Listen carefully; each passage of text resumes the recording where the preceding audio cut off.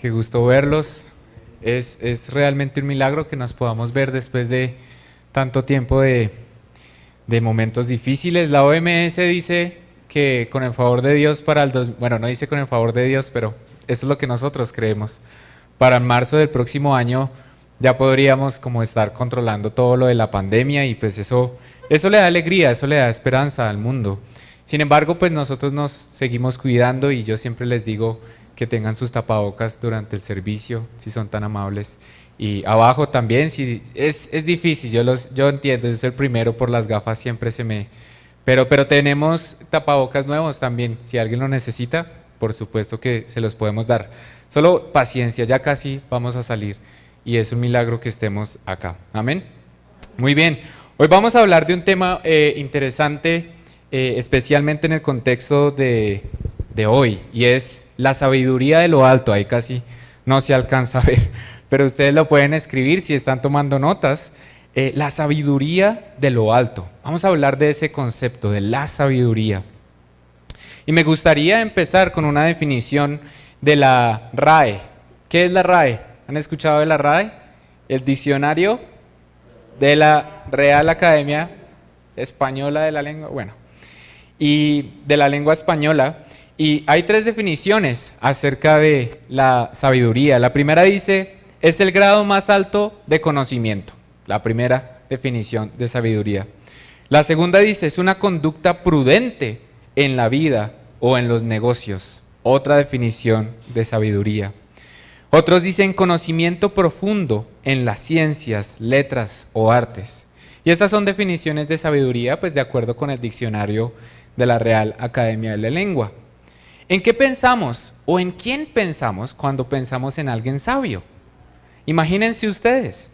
Entonces algunos pensarán en alguien que ha vivido, en alguien que es un adulto mayor, que es un anciano lleno de experiencias. Y varias culturas, por ejemplo las culturas japonesas y chinas, ven con mucho respeto a la persona adulta porque es una persona que ha acumulado experiencias, ¿no? Y por eso ustedes recordarán quizás que los japoneses se inclinan y si es más adulto se inclinan aún más porque más experiencia tiene, ¿no? O quizás personas que son muy estudiadas, ¿no? Y que son un ejemplo de tomar buenas decisiones. Y en estos días, en la próxima semana creo que se eligió un nuevo canciller de Alemania y todo el mundo está hablando de Angela Merkel y cómo Angela Merkel, ¿cuántos años? Como 18 años fue que estuvo en el poder. 16 años estuvo en el poder y tomó muy buenas decisiones y podríamos decir, esta Angela Merkel es una persona sabia, quizás. O sabio es un genio, como ¿quién es ese que está ahí? Como Einstein, ¿no? Y entonces la teoría de la relatividad y su matemática y todo. O alguien que se mete en los libros y deja que el tiempo pase, como esta última imagen de ese anciano. Y bueno, las personas que ya han vivido mucho, han cometido muchos errores y por eso son sabios también, ¿no? Porque saben por dónde es y por dónde no es. Pero hoy no vamos a hablar de ninguna de esas sabidurías, sino de la sabiduría de lo alto, exacto, de la sabiduría que Santiago dice viene de arriba. ¿Y cómo es esa sabiduría distinta a la sabiduría nuestra, a la sabiduría humana? Eso es lo que nos interesa hoy. Es una sabiduría que no viene a partir del estudio ni de la experiencia, sino que proviene ¿de quién? De Dios, de lo alto. Y nos llama a vivir una vida conforme a la identidad que Dios nos ha dado, a reflejar en nuestra vida lo que Cristo ya ha hecho por nosotros, su gracia. Esa es la verdadera sabiduría de lo alto. Así que eso es lo que vamos a hablar hoy y quiero que lo medite a medida que lo charlamos. En la siguiente diapositiva vemos una de las muchas citas que podemos encontrar en el Antiguo Testamento sobre la sabiduría, ¿sí? En Job 28:28, por ejemplo, dice: he aquí que el temor del Señor es la sabiduría y el apartarse del mal, la inteligencia. Esta que ustedes ven aquí en la pantalla de Proverbios 2:6 dice, leámosla juntos, porque el Señor da la sabiduría, conocimiento y ciencia brotan de sus labios. Entonces, otra vez insiste que la sabiduría es algo cuyo origen es divino, esta es en Dios. Los salmos también hablan de la sabiduría de Dios. Salmo 111, versículo 10 dice, por ejemplo, el principio de la sabiduría es el temor de Jehová. Buen entendimiento tienen todos los que practican sus mandamientos, y su loor permanece para siempre. Su loor es su alabanza, ¿no? La gloria. Y Proverbios 1:7, que es la que más conocemos, ¿no? Cuando hablamos de la sabiduría, también dice, el principio de la sabiduría es el temor al Señor. Los necios desprecian la sabiduría y también desprecian la enseñanza. Y tengo una más del Antiguo Testamento, en Proverbios 3:13. Dice, dichoso el que haya la sabiduría, de sus labios brotan conocimiento e inteligencia. Así que el Antiguo Testamento está lleno de referencias acerca de la sabiduría, entendida como la sabiduría que proviene de Dios. Y nos podíamos quedar estudiando Proverbios, Salmos, Eclesiastés. Por eso es que en el Antiguo Testamento estos libros se llaman libros sapienciales o libros de la sabiduría, porque ahí uno encuentra consejos y instrucciones y principios que uno dice, bueno, esto se escribió incluso los salmos mucho antes de Cristo, inspirados por el Espíritu Santo y por Dios, y son tan válidos hoy, ¿no? Como cuando dice, escuchen a sus papás porque de ellos brota sabiduría, ¿sí? Y honrar a sus papás es como alargará sus años sobre la vida, sobre la tierra, por ejemplo. Pero hoy, digamos, aunque es claro que en el Antiguo Testamento hablamos de la sabiduría del Señor, hoy nos vamos a enfocar no en el Antiguo Testamento, sino en el Nuevo Testamento. Porque hoy no nos vamos a poner a recopilar muchos principios de sabiduría. Los principios de sabiduría los encontramos acá en la Biblia, sobre cómo manejar el dinero, sobre nuestras relaciones, sobre incluso el trabajo, muchos principios de sabiduría. Sino que hoy vamos a pensar cuál es el fundamento, esta es nuestra pregunta hoy, de la sabiduría de lo alto. Antes de llegar a principios, ¿qué es el fundamento de esos principios? ¿Qué es lo que nutre esos principios? Y vamos a contrastar, esa es la palabra clave, contrastar la sabiduría de lo alto con la sabiduría del mundo. ¿Qué es contrastar? ¿Qué creen ustedes que sea contrastar? Sí, poner dos cosas a un lado para mirar sus diferencias, en este caso, ¿cierto? Contrastar es decir, esto es distinto a esto por estas razones. Y vamos a contrastar, por un lado, la sabiduría de lo alto y por otro lado, la sabiduría del mundo. Y así descubrir la naturaleza de esa sabiduría. Para eso vamos a ir, y les voy a pedir que hablan sus escrituras, a la epístola de Santiago.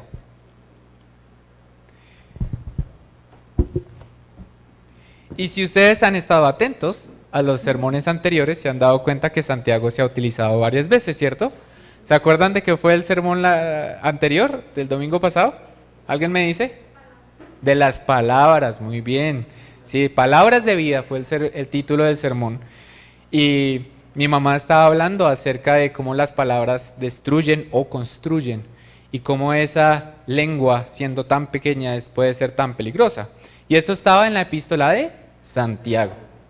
¿Recuerdan ustedes que dijimos que Santiago, ¿quién es? El hermano de Jesús. Muy bien, Estela. No el apóstol, sino el hermano de Jesús.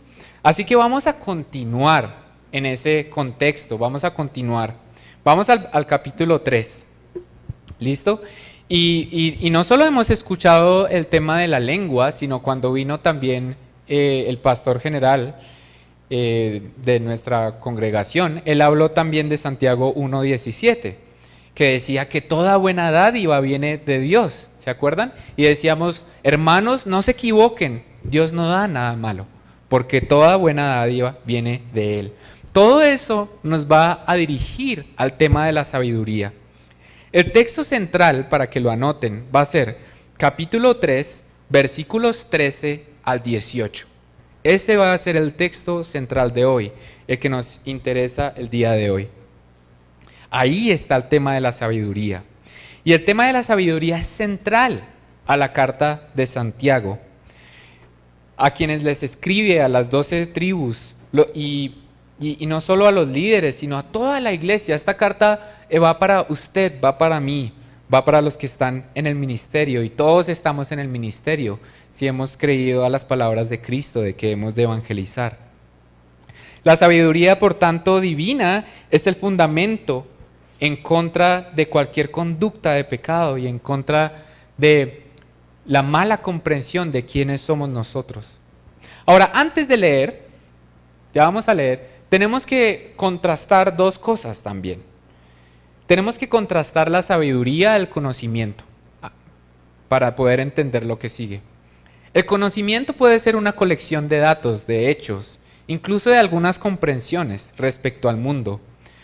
Pero muchas personas tienen conocimiento y sin embargo su vida no actúa conforme a ese conocimiento. Y el mejor ejemplo es siempre el fumar. Yo creo que la persona que fuma sabe que fumar le está dañando sus pulmones. Sabe que una colilla de cigarrillo contamina litros y litros de agua. Ellos saben eso, pero aún lo hacen. Entonces es un conocimiento, pero es un conocimiento vacío, es un conocimiento que no cambia mi actuar. Y así también muchas personas saben cuando están haciendo algo malo. Nosotros sabemos. Dios nos ha dado como un compás moral interno y sabemos cuando estamos haciendo algo indebido. Pero estas acciones no se alinean con nuestro conocimiento. ¿Por qué es distinto el sabio o la sabiduría?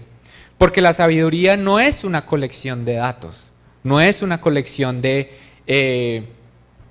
conocimientos puros, sino la sabiduría es vivir en congruencia, es decir, lo que yo pienso, lo que yo soy en Dios y lo que hago están alineados. La sabiduría es vivir en congruencia con la realidad de quiénes somos en Dios. Eso es lo que vamos a ver. Y por eso no tiene nada que ver con ser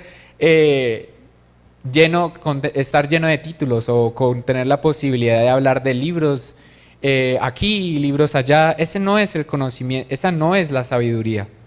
Sino, vuelvo y repito, por si lo quieren anotar, la sabiduría es vivir en congruencia con la realidad de quiénes somos en Dios por la obra de Cristo y en el poder del Espíritu. ¿Listos? ¿Estamos ahí? ¿Esa definición está clara? Muy bien. Entonces, así vamos a leer. Leámoslo todo de una vez. Versículo 3. ¿Listos? Muy bien. ¿Quién es sabio y entendido entre vosotros? Muestre por la buena conducta sus obras en sabia mansedumbre. Pero si tenéis celos amargos y contención en vuestro corazón, no os jactéis ni mintáis contra la verdad. Porque esta sabiduría no es la que desciende de lo alto, sino terrenal, animal, diabólica. Porque donde hay celos y contención, allí hay perturbación y toda obra perversa. Pero la sabiduría que es de lo alto es primeramente pura, después pacífica, amable, benigna, llena de misericordia y de buenos frutos, sin incertidumbre ni hipocresía. Versículo 18. Y el fruto de justicia se siembra en paz para aquellos que hacen la paz. Y bueno, yo acabo de leer de la Reina Valera del 60, pero en los comentarios vamos a revisar por lo menos 3 versiones. La Nueva Versión Internacional, la Reina Valera del 60 y la Dios habla hoy, que es una traducción ecuménica.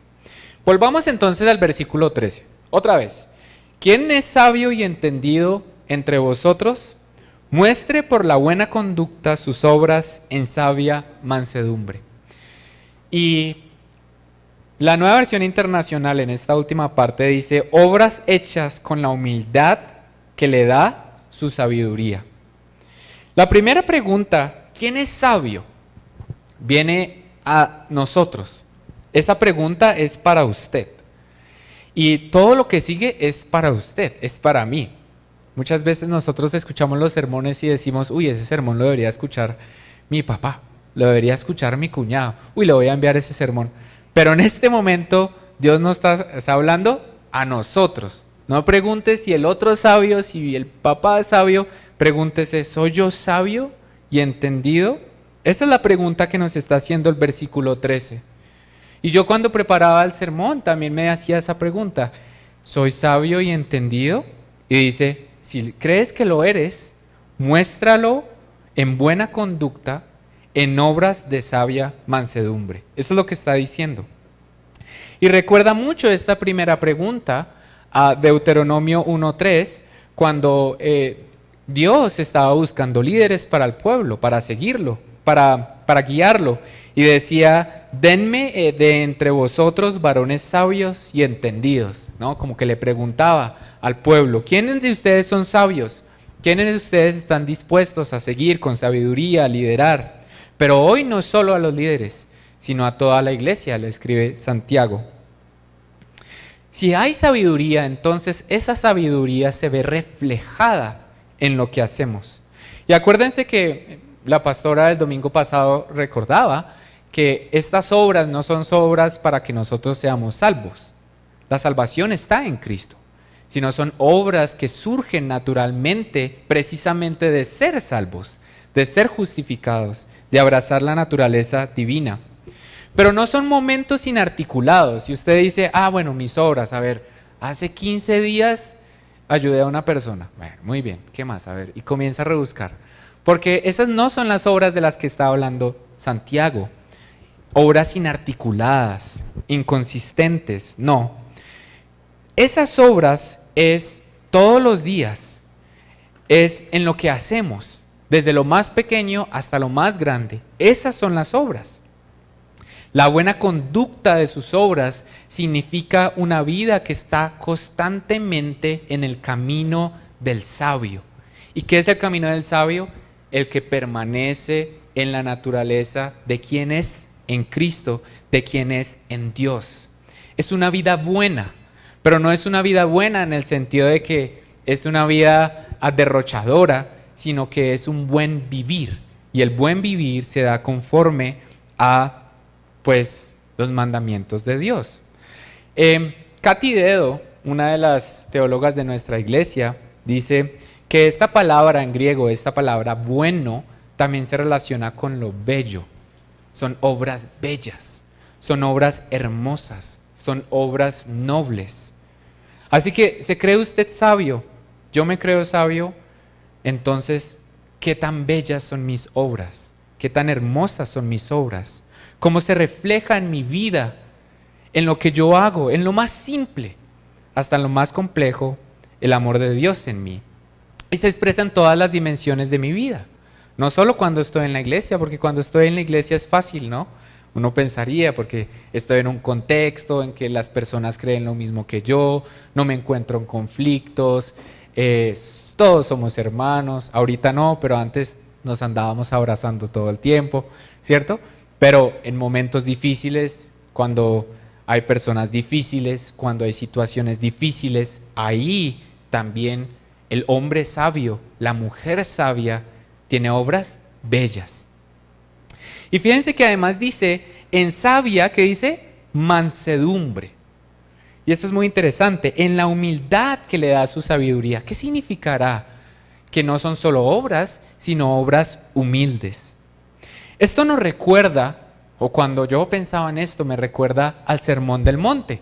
¿Se acuerdan cuando estaba el Señor Jesucristo y allá en Mateo 5 comienza a hablar de las bienaventuranzas en el Sermón del Monte y dice, dichosos los humildes o bienaventurados los humildes porque recibirán la tierra como herencia? Y este humildes es la misma palabra que está utilizando acá Santiago, en sabia mansedumbre. ¿Qué quería decir Cristo y qué quiere decir Santiago con estas obras de mansedumbre? ¿Qué creen ustedes? Piensen. ¿De servicio quizás? ¿Obras que no se glorían a sí mismas? Son obras gentiles. El hombre y la mujer sabia es una persona gentil, dispuesta a perdonar, lenta para la ira, y esta sí que es difícil, esta es muy difícil, ¿no? Y Santiago antes nos había dicho, sean lentos para hablar y para enojarse. ¿Se acuerdan? En Santiago 1:19, ya Santiago había dicho, sean lentos para la ira, y eso sí que es difícil, ¿no? Cuando uno va, o antes de la pandemia, cuando uno iba en un Transmilenio así todo apachurrado y estaba alguien así respirándole acá y alguien está acá con la música y uno respira profundo y dice, ya va a llegar, 3 paradas y ya va a llegar, lento para la ira, tranquilo. Estamos en un mundo que nos quiere sacar la piedra todo el tiempo, ¿sí? Y si uno es como medio sensible, pues se le salta a uno la piedra. No, y acá dice, sea lento, sea lento. No significa que uno se haga, digamos, no entienda las injusticias del mundo, ¿sí? Pero que la ira sea lenta, seamos lentos para hablar, seamos lentos para hablar. Se relaciona con el concepto de la lengua, ¿no? Antes. Y yo estoy acá diciéndoles esto a ustedes, recibiendo esta prédica, no como alguien perfecto que sea lento todo el tiempo para la ira, ¿sí? Eso es sabia mansedumbre. Por eso es que dice, dichosos los humildes, los que perdonan, los que no se dejan provocar fácilmente, los que responden bien, le responden al mal, bien, y no responden mal por mal, que son pacíficos también. Ellos recibirán la tierra por herencia. Así que nuestras obras son obras sin enojo, son obras lentas para la ira. Para la cultura griega, ¿no? A la que en el contexto de que está escribiendo Santiago, o la cultura helena, dicen otros, la humildad es vista como una debilidad, ¿no? Quien es humilde es débil. Y yo he escuchado muchas veces también entre muchos cristianos decir, bueno, soy manso pero no menso, ¿no? Lo he escuchado un montón de veces, ¿no? Y bueno, entonces ahí hay una mala comprensión de qué es ser manso. Ser manso, por supuesto, no significa ser imprudente, necio, no atento, ¿cierto? Sino significa que aún reconociendo las dificultades del momento, estamos o procuramos estar tranquilos porque descansamos que Dios está a cargo, porque descansamos que Él está a cargo. Entonces, mientras para los griegos la humildad era debilidad, Cristo nos mostró que Él era manso y humilde. ¿Se acuerdan? Cuando charlamos de la escritura que decía, vengan a mí, carguen mi yugo, porque yo soy manso y humilde, está diciendo Cristo en Mateo 11, 29. Y Él vino a responderle al mal con bien, a nuestro agravio con salvación, a nuestro pecado con gracia, a nuestra transgresión con amor, servicio. Y cuando están los discípulos, ¿no? Que, bueno, la mamá de Jacobo y Juan, si no me equivoco, ¿cierto? Y están discutiendo, diciéndole a la mamá, póngame uno a la derecha, póngame el otro a la izquierda, si es tan amable. No le dice si es tan amable además, ¿no? Le dice, no le pide el favor, sino de una vez, y ya están peleando los discípulos, ¿quién quiere ser el primero? Cristo les dice, es que no se dan cuenta que el que quiere ser más entre ustedes, ¿qué ha que hacer? ¿Qué ha de hacer? Servir. Obras de mansedumbre, obras en humilde sabiduría. ¿Sí? Y este es el primer versículo. O sea que hay mucho acá. Entonces, otra vez, para ir cerrando esta parte, la razón de que somos lentos para la ira es que tenemos una esperanza de que Dios está a cargo, de que Dios está obrando en las personas, ¿no? De que Dios juzgará, de que Él vendrá y confiamos en la obra de Él, no en nuestros propios recursos o habilidades. Así que la humildad es reconocer mi dependencia con Dios.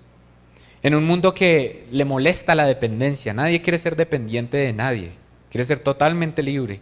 Los ciudadanos totalmente libres de su gobierno. A la gente le molesta la idea del matrimonio porque es ser dependiente de alguien. Yo quiero ser independiente.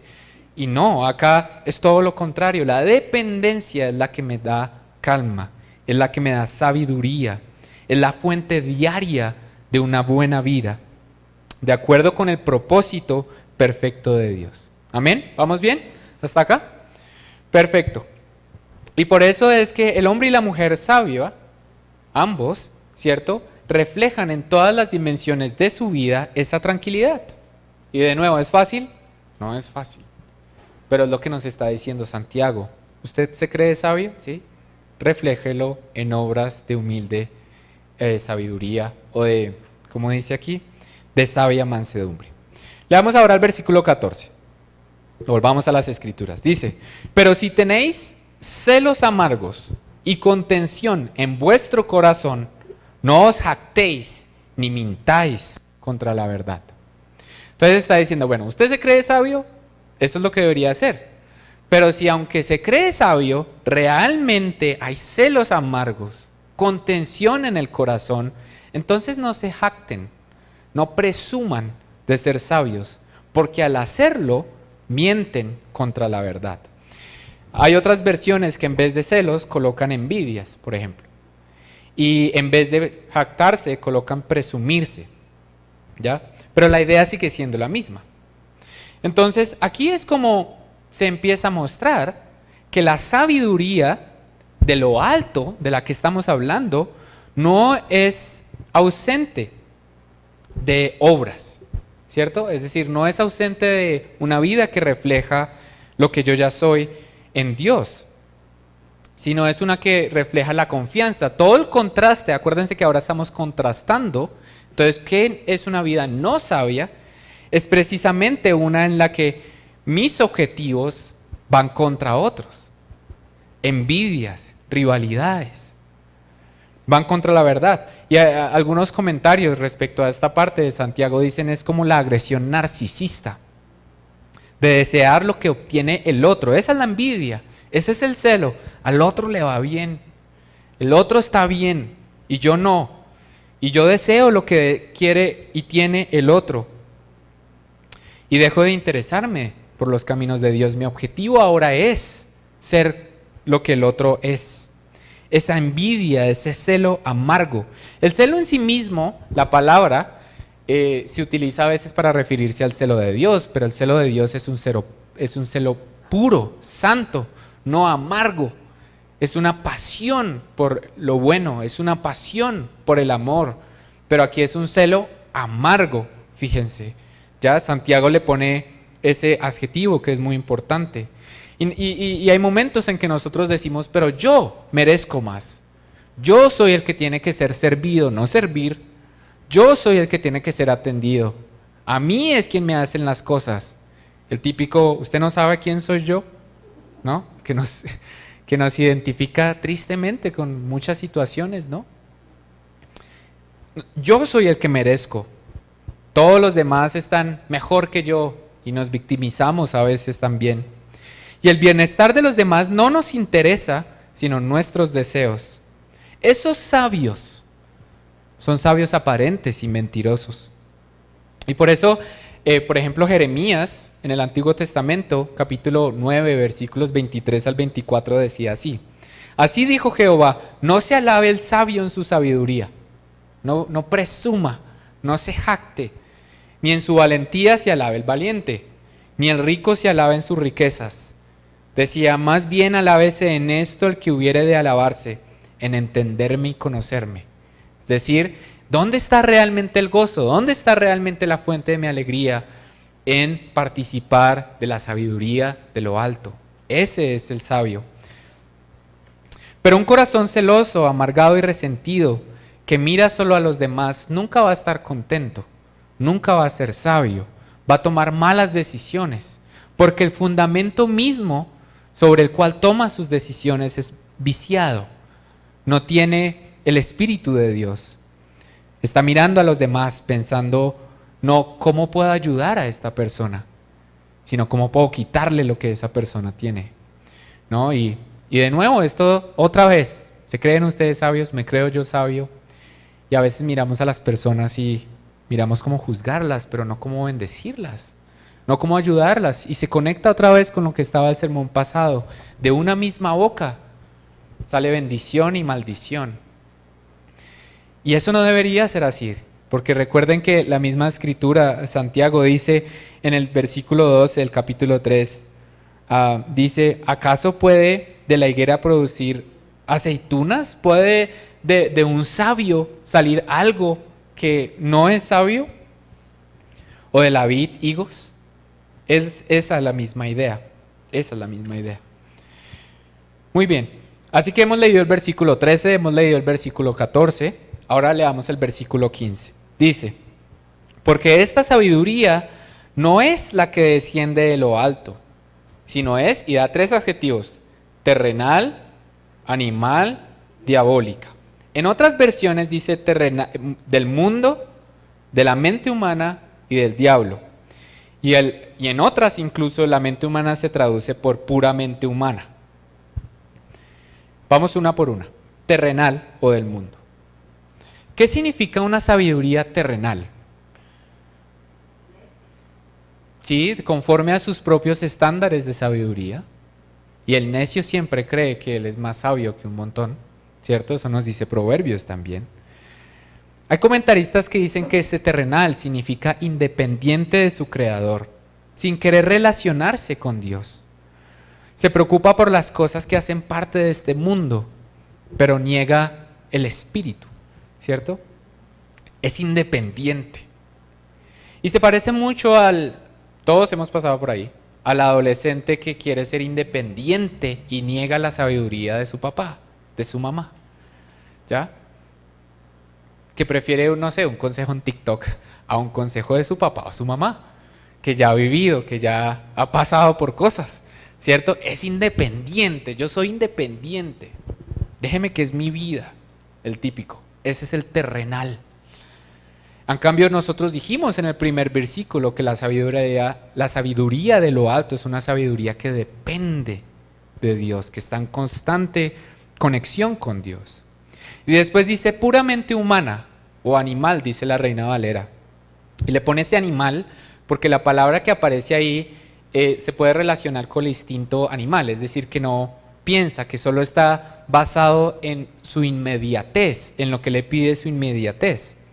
Pero hay otras traducciones, no encontré una en español, pero sí en inglés, que a esta parte la traducen como unspiritual, que significa sin espíritu, ¿sí?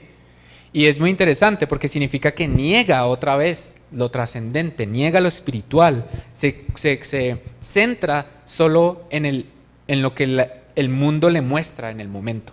Es inmediata, es contraria al espíritu.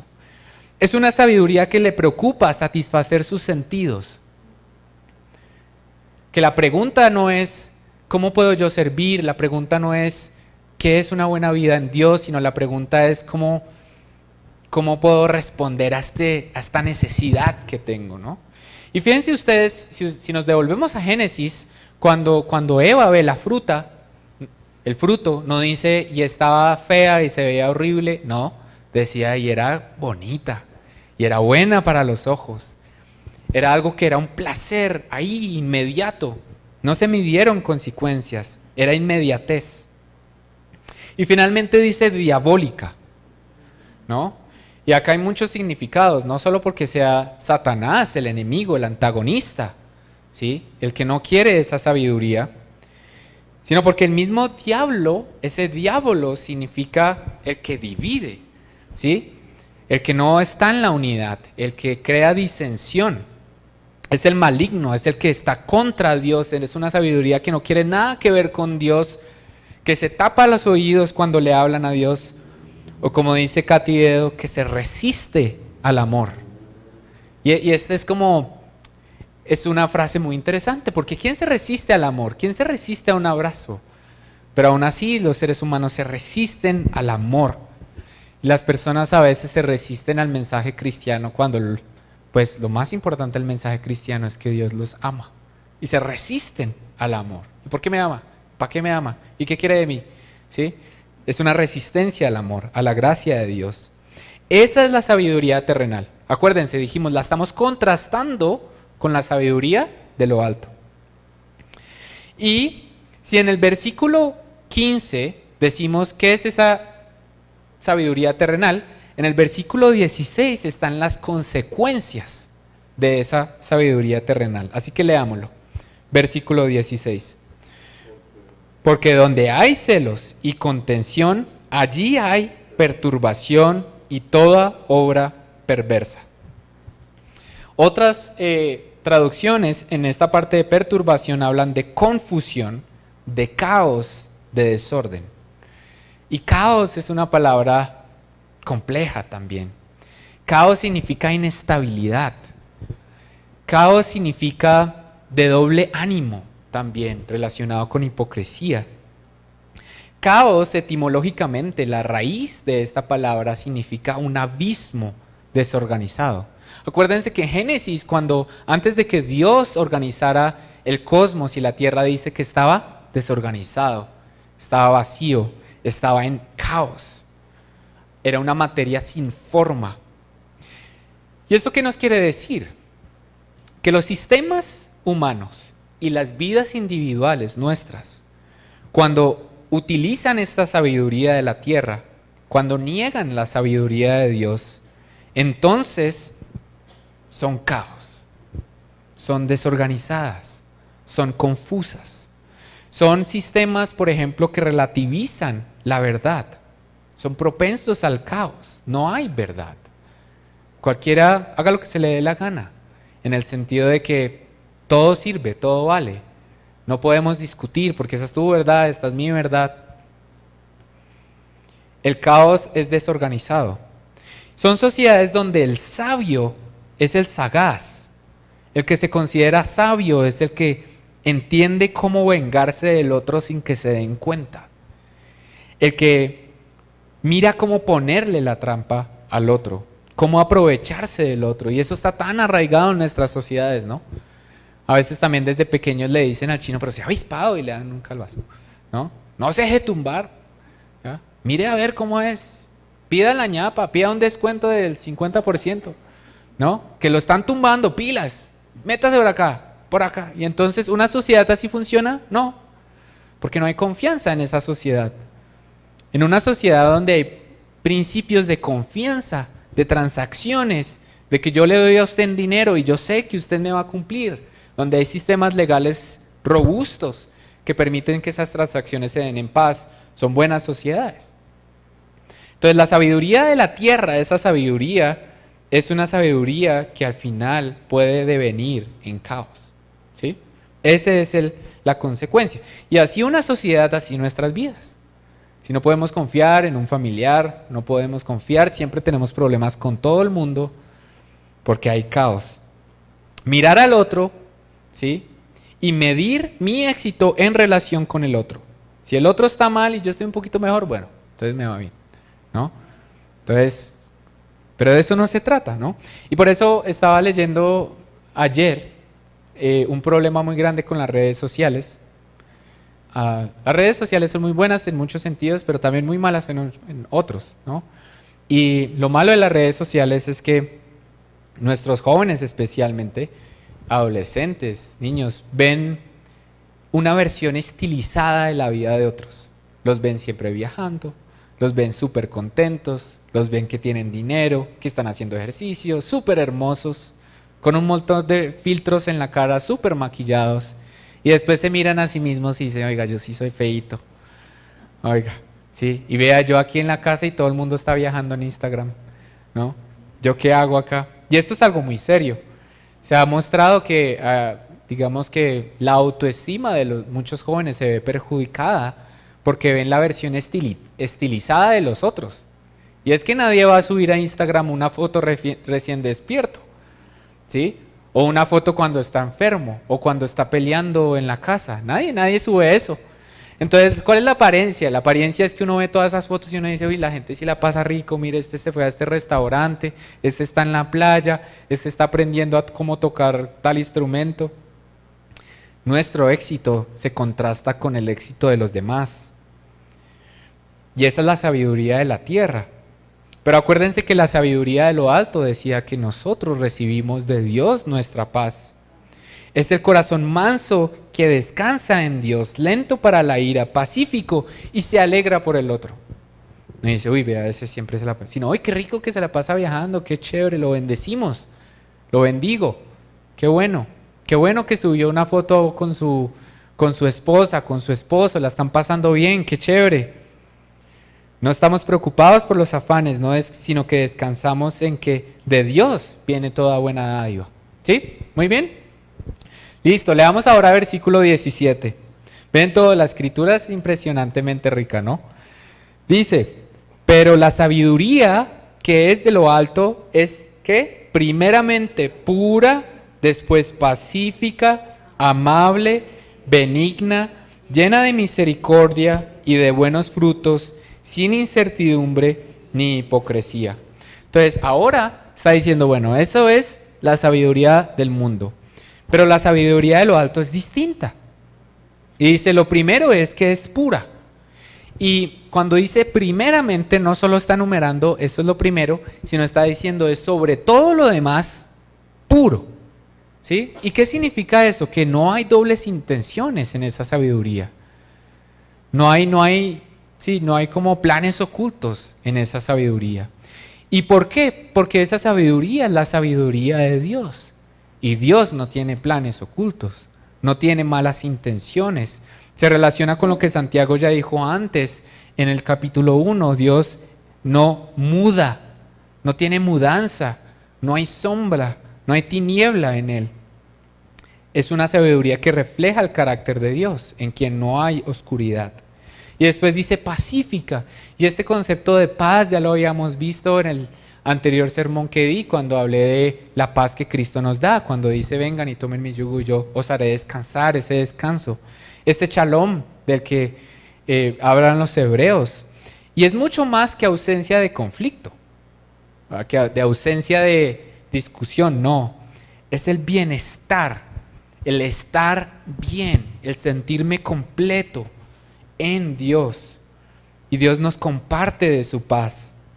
No tenemos nada que probar, no tenemos a nadie a quien manipular, a quien tumbar, a quien ponerle la zancadilla, con quien compararnos, porque en Dios nos sentimos completos. Y eso no significa que entonces uno no se desarrolle como persona, pero se desarrolla como persona como consecuencia de que está completo ya en Dios. ¿Sí? No tenemos que manipular a nadie. Después dice amable, y significa que tiene una consideración por otros. A diferencia de la sabiduría del mundo, es una sabiduría amable, que se deja amar y que extiende amor, servicio, que está dispuesto a perdonar y bendecir. Por eso, en este versículo, ahora que recuerdo, algunos comentaristas decían, si 1 Corintios 13 es el himno al amor, ¿sí? Santiago 3:17 es el himno a la sabiduría. Porque ahorita vamos a ver, wow, eso suena supremamente ideal y difícil de alcanzar. Es compasiva, es misericordiosa. El hombre sabio extiende misericordia. La mujer sabia entiende misericordia. Después dice benigna, bondadosa. Algunas traducciones dicen abierta a la razón. ¿Y qué significa con esto? Que está atenta a escuchar. Que está atenta a escuchar al otro, a escuchar a la voluntad de Dios. Y de nuevo se conecta con Santiago diciendo, hey, sean lentos para hablar. Escuchen primero, ese es el sabio. Y al final esta parte que dice, sin incertidumbre o hipocresía, en algunas también se dice imparcial y sincera. Y es que, ¿por qué incertidumbre? Porque cuando uno no sabe las intenciones de alguien, hay incertidumbre. O sea, ¿será que sí? ¿Será que no? Pero una persona que es sabia es una persona que permanece. En ella no hay incertidumbre, porque no hay doble intención. Y por eso se conecta con hipocresía. No hay agendas, no hay dobles máscaras, sino hay un solo carácter. No hay un lado oscuro de Dios. Y no debería haber un lado oscuro de ningún cristiano. Porque somos luz, porque somos hijos de luz, porque fuimos traídos a la luz. Así que aquí, bueno, si ustedes se comparan, dicen, ¿quiénes de ustedes son sabios? Ya uno dice, bueno, no sé, está como difícil, ¿no? Porque de nuevo aquí, si nos dijeran, bueno, ¿quiénes de ustedes? Alcemos la mano, a ver, ¿quiénes de ustedes aman totalmente y completamente conforme a 1 Corintios 13? Qué difícil, ¿no? Pero Dios nos dice, ese es el amor. Y acá nos dice, ¿quiénes de ustedes son sabios conforme a Santiago 3:17? Difícil. Y aquí entendemos algo muy importante. Y quiero que lo anoten para los que están anotando. Que la verdadera sabiduría, al igual que el verdadero amor, es un regalo de Dios. Porque el que es realmente sabio es Dios. Y nos hace partícipes de su sabiduría. hace que nosotros reflejemos su carácter, de manera imperfecta quizás, pero lo reflejamos. Primera de Corintios 13 y Santiago 3:17, entonces son el himno de la sabiduría, el himno del amor, en el que nos damos cuenta que el único amor es Dios, que el único sabio es Dios. Y por eso me gustaba tanto, podemos volver un momentico en las diapositivas, esta de... ¿Dónde está? ¿Otra? Bueno, la de Proverbios 2:6, no sé qué dice aquí el... acá está. Que dice, porque el Señor da la sabiduría, conocimiento y ciencia brotan de sus labios. Del Señor, no de los nuestros. Volvemos. Así que tanto la descripción del amor como esta nos muestra que le pertenece a Dios. Él nos hace partícipes de su carácter. Leamos el último versículo, ya para ir cerrando. Así que, como el versículo 16 mostraba las consecuencias de la sabiduría terrenal, el versículo 18 muestra las consecuencias de la sabiduría de lo alto. Y dice, y el fruto de justicia se siembra en paz para aquellos que hacen la paz. Y aquí hay muchas formas de traducirlo, las Biblias lo traducen de distintos órdenes, pero la idea es la misma. Está diciendo, las semillas, por ejemplo, en el versículo 16, que eran semillas de celos, de envidia, de una sabiduría en contra del otro, esas semillas dan como cosecha ¿qué? Destrucción, confusión, caos. Pero las semillas que se siembran en paz, por los que procuran la paz, entonces dan como cosecha justicia. Y esa cosecha es justicia, es rectitud. Pero no solo es justicia en el sentido como nosotros a veces pensamos como justicia punitiva, justicia de se mandó para la cárcel y se hizo justicia, no. La justicia de Dios es una justicia que restaura, es una justicia que lleva al shalom, que lleva a una relación restaurada. Entonces el hombre y la mujer sabia que siembra en obras de mansedumbre, en su diario vivir, que siembra así, que recoge justicia, recoge paz, recoge restauración. Así que la sabiduría divina trae esas cosas, trae vida, trae confianza, trae paz, trae tranquilidad. Y cuando uno sigue los principios cristianos, los principios de Dios, eso es lo que se trae a la vida, se trae calma, serenidad. Pero cuando no, cuando queremos la justicia del mundo, la terrenal, entonces traemos dolor, miedo, inestabilidad, hipocresía. Y todos yo creo que lo hemos experimentado las consecuencias de no seguir los principios de Dios. Nos golpeamos. Ahora, así que como conclusión, también, aquí la imagen es muy bonita porque está diciendo ustedes, de pronto no somos sabios como está acá, pero somos sabios en tanto que permanecemos en la sabiduría de Dios. Y somos como jardineros de paz. Sembramos paz, sembramos en sabiduría, sembramos obras de mansedumbre. Vivimos de una forma justa y sabia. Y por eso es nuestra esperanza, que eso es lo que recogeremos en la cosecha, ¿sí? Y bueno, y ustedes dirán, oiga, no, pero entonces después de este sermón, así como yo que después de prepararlo, no, pues me falta mucha sabiduría, ¿cierto? Pero fíjense lo que dice Santiago en el capítulo 1, versículo 5, dice algo también muy bonito. Si a alguno de ustedes le falta sabiduría, pídala a Dios, entonces, y Él se la dará. Pues Dios da a todos, generosamente, no un poquito, sino generosamente sin menospreciar a nadie. Pidamos sabiduría, hermanos, para nuestras decisiones, que seamos hombres, mujeres, niños, sabios. Porque a diferencia del concepto de sabiduría, como el anciano que ya experimentó, un niño puede ser sabio. ¿Es sabio en qué? En que permanece en el amor de Dios, en que permanece en el principio de Dios. Amén.